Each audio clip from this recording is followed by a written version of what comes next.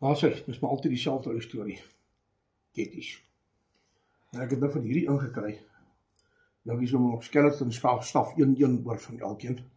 Dis my baie mooi kettie. Hy is lekker solied, maar kyk nou hier. Dis basically dink ek kom uit dieselfde fabriek uit. Maar as jy nou kyk na die grip daar en hier, gaan hierdie een vir 'n groot hand lekker pas. Kyk, hy is so eintlik so half uit my league uit. Maar as ek die narrower grip vat, dan vat ek hom lekker. Alhoewel ek met hom reg skiet, ek het nie probleem. Ek skiet raak met hom. Maar kyk net na die comfort. Net in daai klein bietjie, as jy mooi kyk so op die frame. Daai klein bietjie verskil.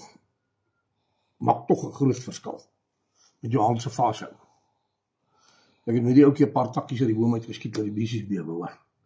Hy is nou vir my bietjie uit my lyn uit, maar ja, ek kan hom baie maklike custom raak met hom. Wat lekker is ook. Jy druk jou band in, lok hom op en dan gaat hy. Ok, dan het ek nou, hierdie ene is my okkies vyfrinde nog al die tyd met daai kop gewees. Het ek en Marius 'n ombouing gedoen en hom die quick release opgesit. Nou hierdie is myne. Ek dink daar nog so 1 of 2 dalk oor, dis nie seker nie. Maar dis 'n baie lekker kettie. Sit gemaklik in die hand. Groot hand, klein hand, maak nie saak nie. Op baie breedte daar so hou, dan is hy daai een se size. Maar dit gaan alles oor hierdie deel van die, wat hy in die hand ingaan, wat jou hand bietjie verder vorentoe oorbring. Sit hy eintlik baie gemaklik. Hierdie is basically interchangeable. Jy kan hy en afval en hierdie en opsit. Hom so gemaak. Maar ek like dit. Dit is vir my nogal baie nice. En huidiglik skiet ek bietjie met hierdie enetjie. Dit is vir my verskriklike lekker kettie. Dit is natuurlik solid stainless steel. En jou voordeel hier is hy uit 'n 25 mm skouerbo. Met ander woorde, ek sit 'n 24/16 op hom. Dis wat ek gebruik op my Bonchi band. Dis 'n lekker band, is 0.65 dik. En jy kom uit om so maklik. Daar sê, onthou om altyd so op die puntjie daar te sit, die buitekant, want dit is waar jy gaan mik. Daar sê, so. Ek dink dit is oulik.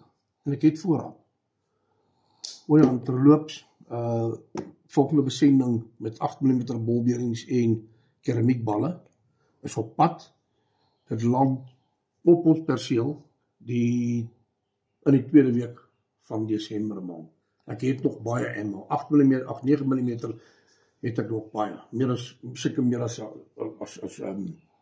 kwart ton. Seker omtrent 3, ja nee, ek sal sê so 350 kg argument sake. En dan keramiek is maar bietjie beperk, maar onthou, die ketties wat nou gaan bo 500 en 550 gram, gaan almal met 2 sakke staal en 2 sakke keramiek. So jou ammo, jy weet natuurlik wat ons nou nodig het in Desember maand.